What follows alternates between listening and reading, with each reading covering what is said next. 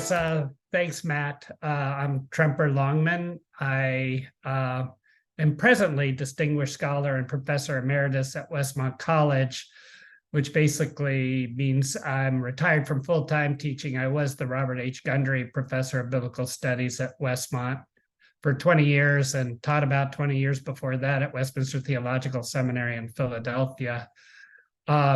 I'm retired from full-time teaching, but I'm still teaching a lot. I'm writing a lot. I'm editing a lot and staying active in the field. I have written about 35 books. They've been translated into about 18 different languages, senior translator of the New Living Translation, and a few other things. But right now, married. I want to be known for my marriage to Alice, our 3 sons, and our 8 grandchildren. And I live in Alexandria, Virginia.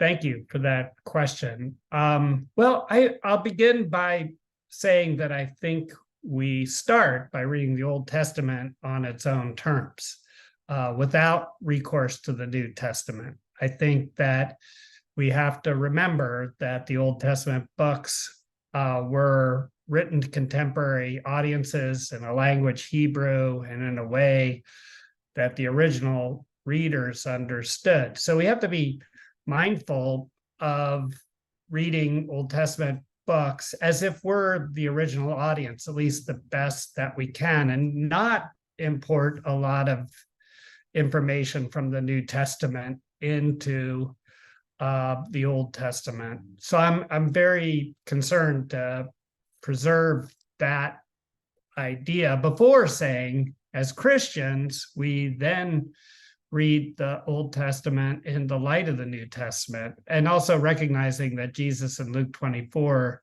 said that all of Scripture, by which he meant the entire Old Testament, anticipated his coming. So, but we have to do that very carefully, sensitively. We don't want to have unique Christian interpretations of every verse, or like finding Christ under every rock, as some people say. You got to be careful not to impose. I often say that reading the Old Testament as a Christian is kind of like watching a good, exciting movie a second time. And by which I mean that as you're reading the Old Testament, you should read it as a developing story. You don't yet know exactly how it's going to climax, but when you turn to the New Testament, we can see much more clearly how the Old Testament anticipates his coming. Just reading the New Testament is like watching the last 10 minutes of a movie. It's very exciting, but you don't know what's going on. You really have to watch the beginning of the movie too.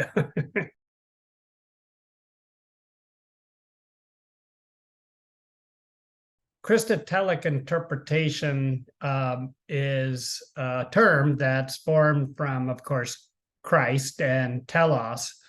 And the idea is that Christ is the goal of the Old Testament. And it's often used in distinction from Christological, which means Christ is of the essence of the Old Testament.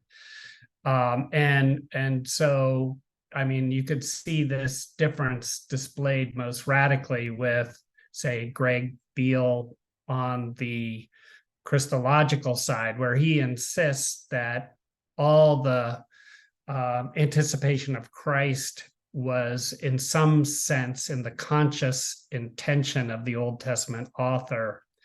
Whereas on the other hand, Pete Enns and Richard Hayes would suggest that you can only see the anticipation of Christ in the light of the resurrection. Now, truth be told, I'm actually somewhere between the two of them. And I do believe that there are things that were anticipatory in the Old Testament that the original audience could have, or at least should have been aware of. Though it is notable that the 2 disciples on the road to Emmaus in Luke 24 and everybody else didn't seem to have a clue when Jesus was crucified. But on the other hand, Jesus does say to them, how foolish you are and how slow to believe the prophets. It's kind of like, you should have gotten it. So we could talk about that, but I do think there's no question, but the Christian significance of the Old Testament is much more clearly seen in the light of the resurrection. So that's what I mean by christotélique.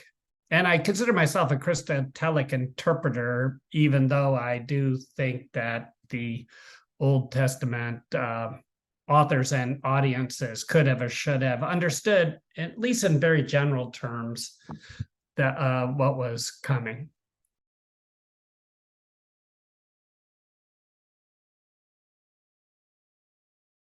That's a great question. And I'll begin by saying, and I've written a Psalms commentary for the Tyndale Old Testament commentary series, where I suggest and also write about how all 150 Psalms have some type of anticipation of Christ. And even those that aren't quoted in the New Testament, like Psalm 69 is. But I will begin with the first reading and say we should not consider Psalm 69 some kind of prophecy of Jesus. It's not talking about Jesus. It's a lament of a sufferer. In its first setting, original setting, David and the other psalm composers are not writing the psalms as a memorial to their experience, even though I think it comes out of their experience, but rather they're writing the psalms in a way that people who come after them can use their psalm as a template of their own prayers for similar, though not necessarily identical, situations. So for instance, Psalm 51, where the title says that David wrote it after he was confronted by Nathan concerning the sin with Bathsheba, the psalm fits that moment well, but doesn't specify it by talking about adultery or anything like that. So first of all, we need to read Psalm 69 as the prayer of somebody who's suffering and is lamenting to God. And it's one of the fullest laments in the Old Testament. It has all the elements. So first of all, we read it that way. But then I think because of the connection with David and the awareness that Jesus is David's greater son, as well as the fact that Jesus is someone who suffers, of course, that this lament suggested itself to the New Testament writers, and in a number of different places. You think of,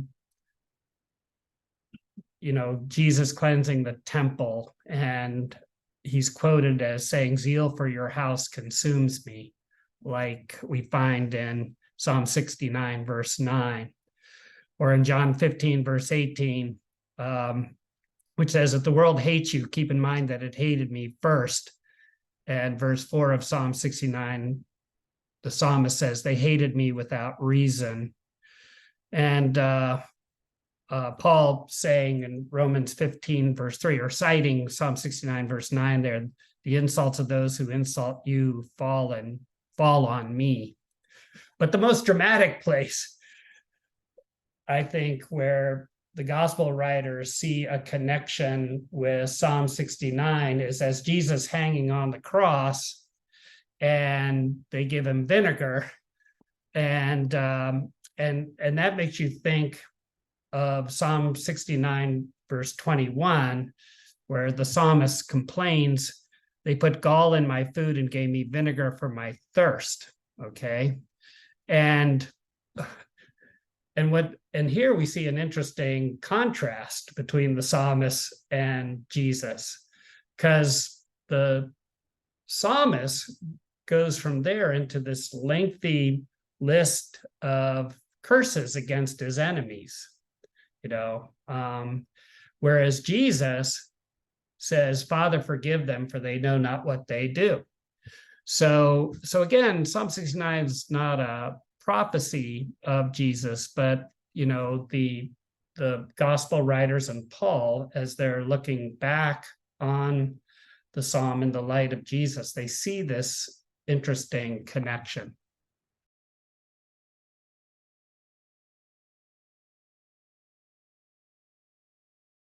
Thank you, Matt.